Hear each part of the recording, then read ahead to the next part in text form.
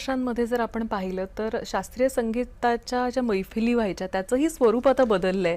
ते आता एक भव्य दिव्य असा शो असतो, लाईट्स असतात, मोठा आवाज असतो, साऊंड सिस्टीम असते. यामुळे संगीताचा गाभा कुठेतरी हरवतोय असं वाटतं का?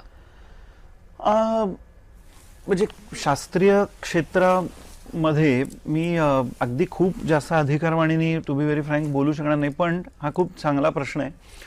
कारण शास्त्रीय संगीत जे आपलं मूळचं संगीत आहे त्याला आज कुठेतरी म्हणजे आजचे जे बदललेले एक्सपेक्टेशन्स आहेत की व्हिज्युअल मीडियम सुद्धा खूप स्ट्रॉंग झालेलं आहे आजच्या घडीला.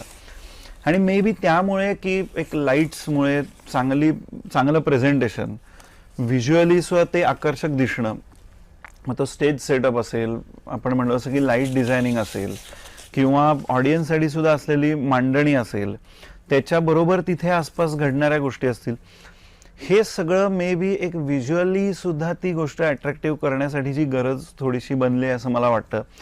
क्लासिकल म्युझिकला किंवा क्लासिकल मैफलीला तुम्ही म्हणलात तसं जे पूर्वीच्या काळातलं जे सिंपल स्वरूप असेल त्याच्या दृश्य रूपाचं, ते आता थोडं बदललं आहे. पण मला असं वाटतं it's a welcome change.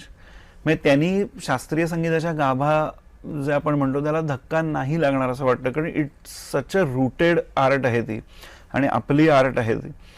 So जे चांगले कलाकार आहेत, प्रतिभाशाली कलाकार शास्त्रीय संगीतातले आहेत, गायक असतील, वादक असतील, ती कला तेवढीच स्ट्रॉंग राहणार आहे, कॅरी फॉरवर्ड होणार आहे. आणि किती व्हिज्युअली त्याला डेकोरेट जरी झालं तरी इट विल, मला असं वाटतं, ओनली एनहान्स द रिझल्ट असं वाटतं. गायकाच्या किंवा त्या आर्टिस्टच्या गाभ्याला धक्का नाही लागणार इन लॉंग रन.